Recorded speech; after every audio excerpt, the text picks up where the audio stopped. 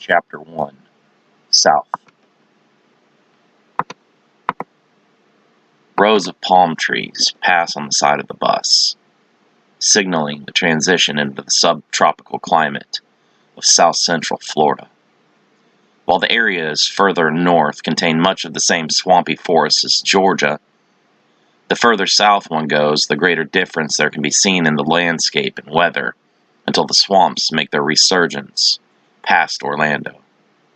Drifting in and out of full attention, Jake's gaze briefly catches sight of two large vultures fighting over the remains of a flattened armadillo carcass.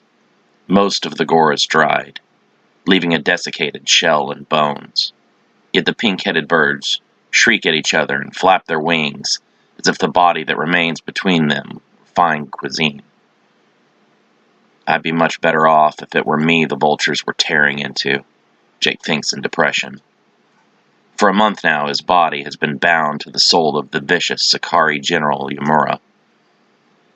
Every day since his possession has been a constant battle of wills and tolerance, of unimaginable stress and grief. Jake's hands shake uncontrollably due to the excessive consumption of energy drinks, numbering into the double digits each day. Around his eyes, blackness wraps around, marking his forced insomnia. If he were to succumb to sleep, Yamura would gain control of his body. What I wouldn't do for a hot shower, a slice of pizza, and a soft bed.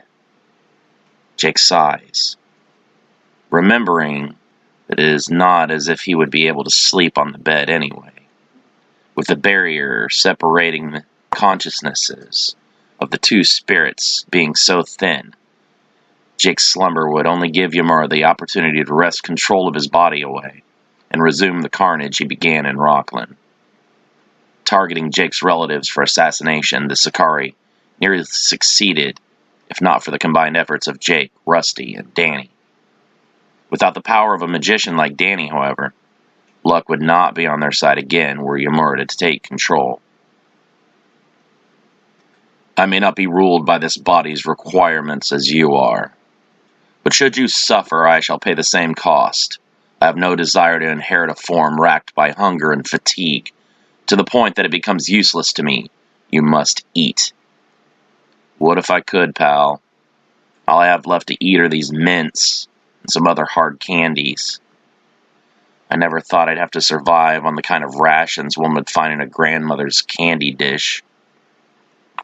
Hardened shells of sugar will not provide us with sustenance. You require protein. I saw an armadillo a while ago that still had some meat left on it. Let's go back and scavenge what we can. Your attempts at humor fall short. And you're not exactly the best audience for stand-up. Seriously, though, I don't have any money left for food. We have to hold out until I reach my grandparents' house. Buying this extra ticket since we had to bail from the police tapped me out. Roadkill is the only thing I can afford right now. Yamura folds his arms and leans against the wall within their mind. Then take the money of someone else. I'm not going to rob someone, you red-eyed deviant. There's some things you just don't do. Killing, stealing, and first cousins. It's a rule, man. Yamura walks away, allowing his avatar to fade into dormancy. Again, you foolishly jest. Our situation is far more serious than you comprehend. Continue to play games, and we shall both suffer the consequences. Jake becomes solemn, knowing Yamura to be right. Hot on their heels are not only the police, but also the revived Sakari Queen and more powerful elder sister of Yamura, Inyana. Inyana's mere mention sparks a fear in Yamura that Jake has never before seen in the general. If the creature of Jake's nightmares has his own boogeyman, how screwed are they really?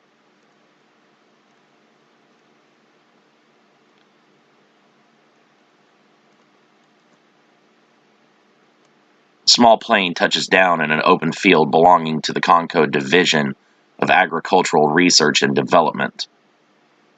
The company has millions of acres of both farm and undeveloped land, with the majority of it currently in the American Midwest, devoted to testing an organic pesticide that is capable of killing any invertebrate that comes in contact with it without poisoning the groundwater or moving up the food chain to reptiles, birds, or mammals. Air traffic controllers and dozens of TSA and other officials scramble in panic to locate the plane that vanished off their radar minutes after veering off course. Unknown to them, the entirety of the crew and passengers were placed under the mind-controlling effects of the spell Badari al-Controle. Those too strong-willed to fall under her suggestion were disposed of immediately. Working closely with Antonio Khan before his disappearance, Inyana was able to procure population and topographical statistics on the city of Rockland, as well as numerous detailed maps. The usefulness of her most trusted acolyte, Kara Gambella, cannot be overstated by the Sakari Queen. Utilizing Khan's unused land as a staging area, Inyana and her servants prepare for the ritual that will place her spirit into a new and more worthy vessel. The fast-flowing Harrison River cuts into the eastern edge of the property and dissects it at an angle irregularly before it snakes its way around the city and south towards Absinthe. 5 mind-controlled slaves secure the area and make sure no one is camped out anywhere near them. 3 more slaves erect a tent, using material from the plane to make their queen comfortable and keep her from the insects and elements. Inyana sends 2 more of her servants into town to secure a vehicle and locate her primary target, Brooke Stewart Tyndall. She is pleased at how smooth this operation is proceeding and the level at which Khan has been able to aid her. She decides she might spare his life when her true army rushes forth to conquer this world. But then again, he did kill her emissary, Emil, so she probably will still kill him anyway. Having long ago endured the harsher elements of the great desert waste of Ayodhya, beyond Kataltakuk, on her army's journey through the human world, Inyana is not bothered at all by the mild temperatures she experiences. The cloud cover is minimal, and a lack of moisture in the air leads her to doubt that any precipitation is coming anytime soon. If she so desired, she could summon the element of water and judge by the direction it moved whether her suppositions were true or not. Against her top priority of gaining a new host and making sure no harm comes to it before the ritual to bond their spirits is completed, makes all other thoughts insignificant.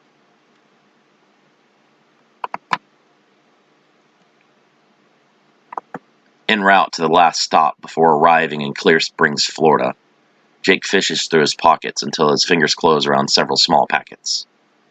Removing them, he gives each a good shake before tearing the paper open and dumping the tiny granules into his mouth. The concentration of so much sugar is almost bitter, but he swallows with resolve.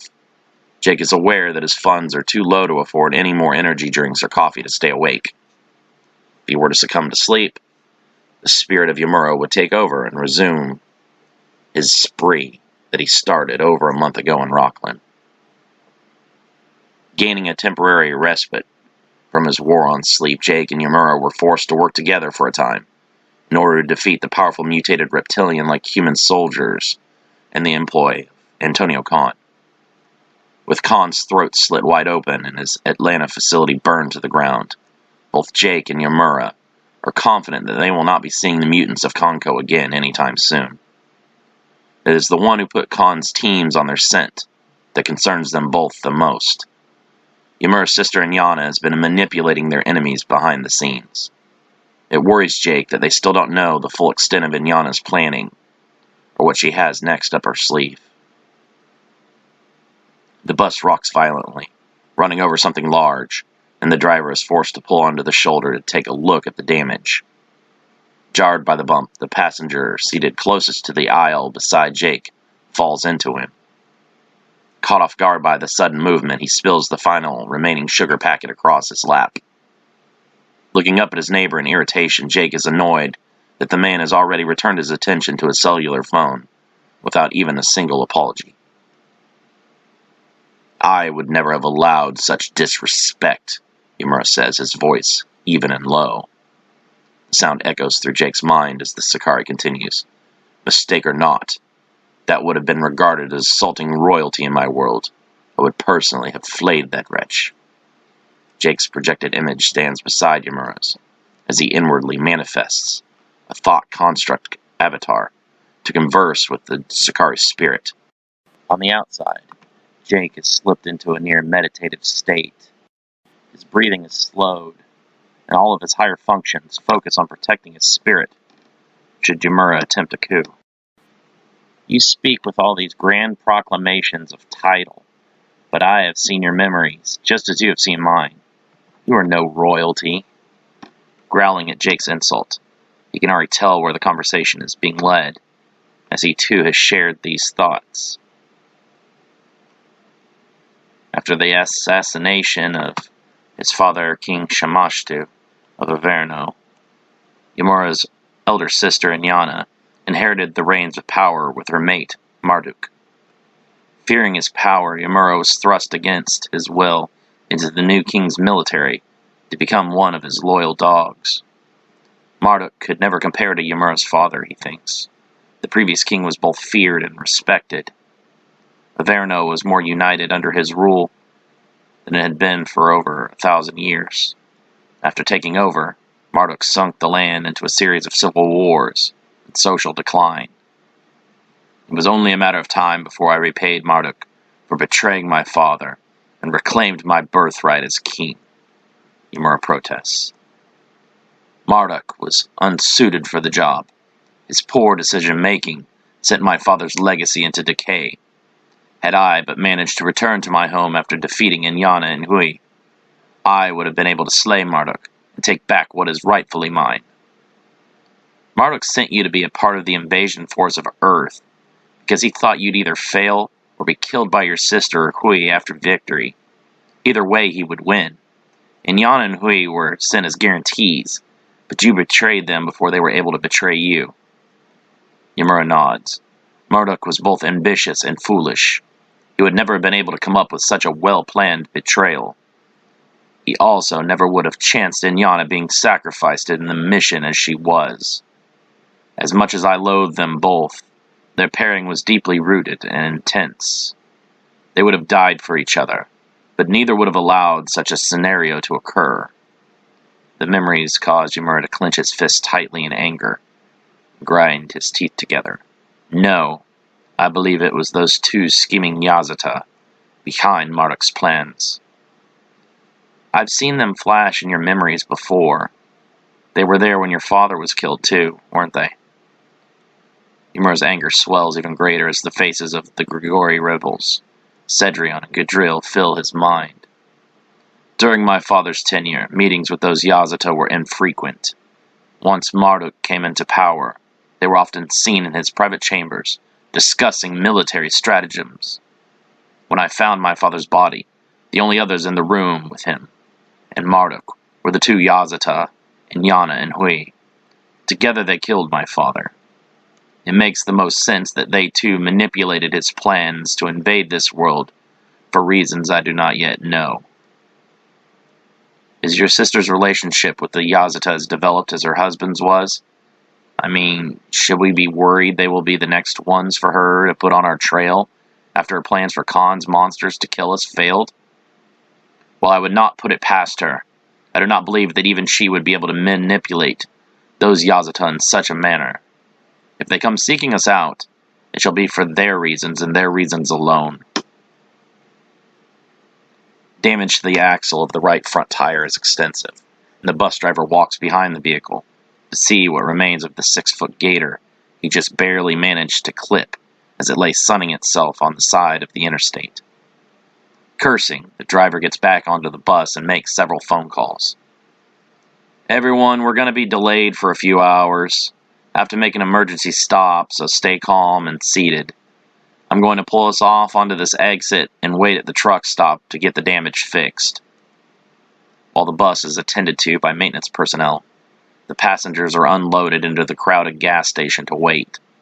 As the sun just begins to merge over the horizon, dark blue bleeds into the pinkish-orange glow. For the first time in days, Jake feels a moment of calm. Do you honestly intend to stay with your grandparents? Yamura asks, ruining Jake's peaceful moment. Jake sits down on a curb, beneath a palm tree, carefully avoiding the mound of dirt that he has long learned signifies the presence of the very aggressive fire ant. Many times as a child, playing down at his grandparents' home, he received their painful bites and stings. Not permanently, but I figured I would for a few days at least. The authorities know you. They know all of your relatives. Do you believe they will not be ready for you to seek sanctuary with your kin? Having not thought about the possibility of the police spreading their search out to his longer-distance relatives in his hurried flight from Absinthe and Rockland, Jake is left scratching his head for options. I guess I could probably stay with Rodnovich. He lives a couple hours south of my grandparents. Images of Jake's brutal training with the large man named Damian Rodnovich flashed through his mind. He recalls that torture is a more appropriate word than training for what he underwent.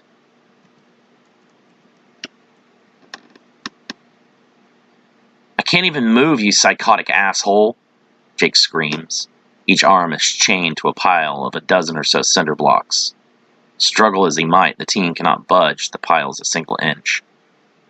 Grinning in his typical sadistic fashion, Radnovich seems proud of his training setup. Jake cannot tell if the man truly believes himself to be a genius master of training, or if he merely enjoys seeing others helpless and in pain. You better figure it out how to move it real fast, kid, Radnovich says, cracking his knuckles. Adrian had other stuff to attend to today, so no healing spell cop-outs for you. You let yourself get hurt, and you'll have to live with the consequences of your failure and weakness. Jake strains at the restraints, grinding his teeth together enraged. One day, I'm gonna fucking kill you. Blood runs down his arms as the chains cut into him from pulling at them so hard. Good! If you can ever manage to pull that off, I'll know that your dumbass actually learned something. He gets close enough to attack, and Jake vainly attempts to kick at him with his unrestrained legs. Ivanovich sidesteps and blocks Jake's kicks with an elbow to the side of his knee. Jake screams in agony as his patella is jammed out of place. Unable to support his weight, Jake collapses. I'm not worried, though, Radnovich grins, grabbing Jake by the throat. You can't make a diamond out of a pile of shit. Spitting in his teacher's face, Jake defiantly refuses to give up. He came to train with the best, to become the best. Radnovich may very well be mentally unstable and sadistic, but his skills as a fighter are not up for debate. Sucking up both his pride and his pain, Jake vows that he will endure whatever the man puts him through. By the day's end, Jake's body is covered in dark bruises, and the swelling across his face makes him look like he was attacked by a swarm of angry bees. Despite this, each pile of concrete blocks lie half an inch from where they began. On second thought, I hope I never have to see that guy again. I cannot comprehend how a feeble-minded creature such as yourself ever managed to best me. Your actions are coarse and reckless. Your decisions are haphazard and lacking any discipline, Imura says. Let me guess, your plan involves butchering people? We should not be confined to the shadows, running from our enemies like some injured beast. Confronting our pursuers with confidence would send a message to all those that oppose us, that they shall too suffer. Jake rubs his temples, trying to suppress a migraine. You're strong, but there are even bigger guns than the ones you faced at the police station. Eventually, we're going to draw the ire of the greater agencies and their superior firepower. After getting shot with their weapons, not even that little tattoo trick will be able to heal you. Unshackle me. With my power completely unbound, no force of man will be able to strike me down. You were defeated by 4 teenagers and 2 cops, Jake says, finally managing to sort through Yamura's arrogance. Even at your full power, you couldn't stop the National Guard We're a team of federal agents. You have not yet beheld what my full power entails. A scream interrupts their argument. The sound is close, but the echo from the numerous buildings makes it difficult to determine their origin. Did you hear that? Jake asks, quickly jumping up to his feet and looking around. My hearing is tied to your own. I cannot hear anything that you did not. Someone's in trouble. That means that authorities will soon arrive. We cannot be around when they appear. The risk this presents is far too undesirable. We must leave this area. Ignoring Yamura's cautions, Jake jogs away from the gas station and tries to locate the origin of the distress. Do not fool yourself, child. You are no hero. Jake recalls killing Amy's dog and his aggressive behavior at the school after Radnovich's training. He shakes the images from his mind and focuses on finding the person in need. I can't be complacent. I've done too much to ignore someone in trouble now. You cannot atone for your sins. 1,000 good deeds will not erase your actions. Jake swallows hard, this time Yamura's words ringing painfully true. I know, but if I don't at least try, I'll be no better than monsters like you. Reaching a darkened parking lot wedged between two rundown bars and a small pizzeria, Jake comes upon two men struggling to drag a barely conscious woman in her early 20s towards a waiting black van with its side doors left wide open. Acting before thinking, Jake shouts out at the men, Hey, let her go! One of the men lets go of his grip on the woman and reaches behind his back to remove a handgun tucked into his waistband. Bad timing, kid. You cannot handle them now. Relinquish control to me, Yamura orders. The Sakari smells their murderous intent, even though his host does not understand how to interpret that sense. The teenager ignores him,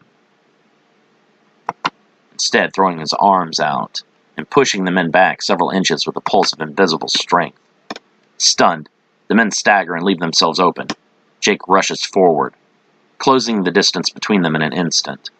The first man, he reaches pivots, bringing his gun around front. Jake chops his elbow with one hand and delivers an open palm strike to the throat with the other.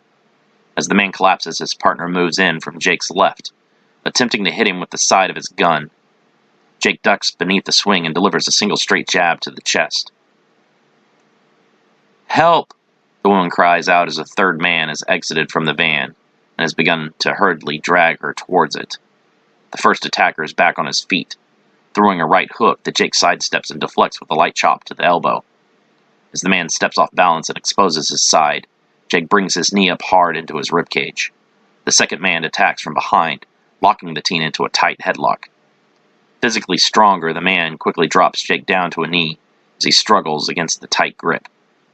Jake reaches backwards, clawing at the man's face until he is able to find an eye. A piercing scream erupts into the alley as Jake presses his thumb as hard as he can into the man's eyeball until it explodes with blood. The grip slackens and Jake is able to toss his hip up and back, throwing his weight forwards and flipping the man over him. As soon as the man lands on the pavement, Jake grabs hold of his trailing arm and kicks his left foot hard into his armpit. Half blinded, the man fumbles for his gun with his other arm, but Jake drops his knee down onto it, shattering several bones and leaving him with two ruined arms. Jake delivers a boot stomp to the throat that crushes his windpipe and ceases his pain screaming. Damn it, I don't have time for these guys, Jake thinks, glancing to the side to check on the woman and seeing that the third man has already succeeded in nearly getting her to the van. After backhanding her into submission, the teen takes a step forwards, but is blocked by a furious rush from the remaining attacker. Barely dodging, Jake hops to the side and redirects a hard right from the man. He tries to counter with a left jab of his own, but the man brings his gun around and catches him across the face with the handle. Jake stumbles, blood running down his nostrils and upper lip. I don't know who the hell you are, kid, but we can't waste any more time here playing, the man says, aiming his gun at Jake. Reacting quickly, Jake rushes forwards into a slide, kicking both of the man's knees and dropping him down to the street. Posting with one hand, Jake pushes back into the air and lands behind the man with both of his own knees, driving down hard into his back. The sound of doors shutting catches Jake's attention, and he turns in time to see the van driving away. Angered at his own failure, bloodlust overtakes Jake, and he flips the man over.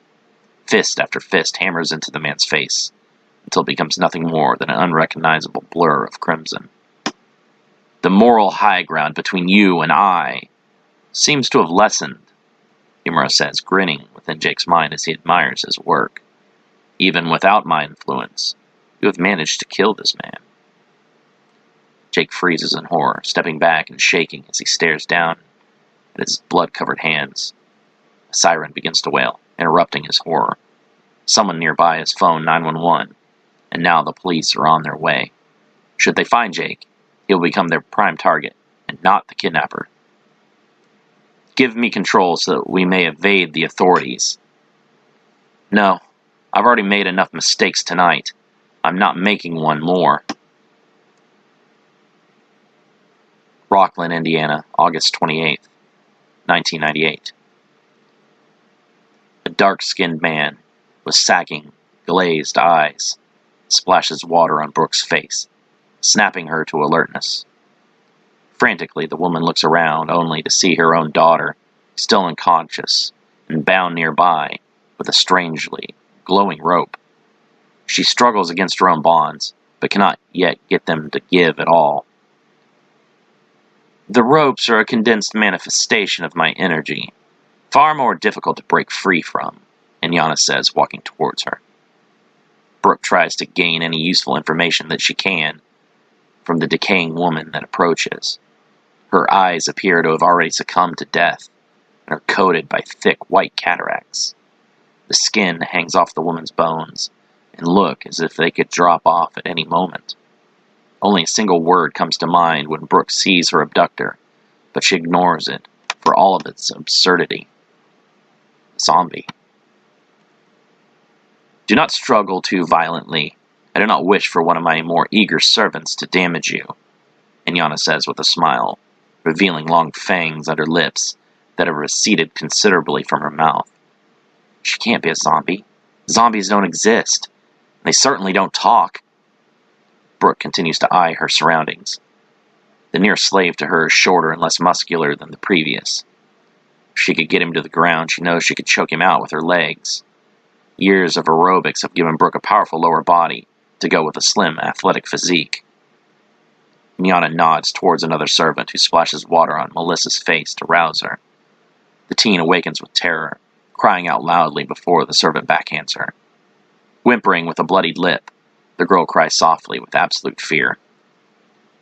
This is how things are going to work, Inyana says, placing her palm on Melissa's head and twirling her ashy blonde hair with an index finger. I am going to order you to slowly bleed this little cow dry, and then you are going to drink that blood. If at any point you become less than compliant, I twist her neck very hard until she stops moving. The breath catches in Brooke's chest, the thought of any harm coming to her daughter. Seeing that obedience will be an issue, Inyana slides one hand underneath Melissa's chin and grips her hair tightly with the other. All it will take is one sharp twist. One twist and your precious daughter will vanish from this world forever. I would never hurt her, Brooke screams. You could never ask me to do such a horrible thing. Ask? Inyana begins to laugh. No one said anything about asking you to comply. Drawing together the magical energy in the air around her, Inyana forms the symbols in her mind to perform the spell before speaking aloud the incantation to cast it. Badare al controle. Brooke's body stiffens, and she suddenly finds herself unable to will her form to move. Paralyzed, she can only blink tears as Inyana continues to grin. Please hand Mrs. Tyndall the knife. Inyana orders a servant. Every ounce of her body screams no, but Brooke's hand reaches out to grasp the weapon. A glass jar is placed in front of Melissa, as two servants forcefully lean her forward. Brooke screams, but her lips never part to allow the sound to escape. Melissa begs her mother to stop, but she continues to approach with the knife, until she places it against the teen's throat. My current vessel killed her mother for a taste of my power, and I did not even have to force her. Inyana laughs. She relishes in the despair coming off the woman in thick waves. I now discard this dried-up shell and metamorphosis into a being closer to my true glory. Brooke rakes the knife across Melissa's throat, and as the gurgling sounds of the girl's dying reaches her ears, she too dies on the inside. Melissa's body jerks, and the servants are sprayed with arterial blood while trying to hold her steady. Hold that thing still, you apes! That blood is the key to this entire process.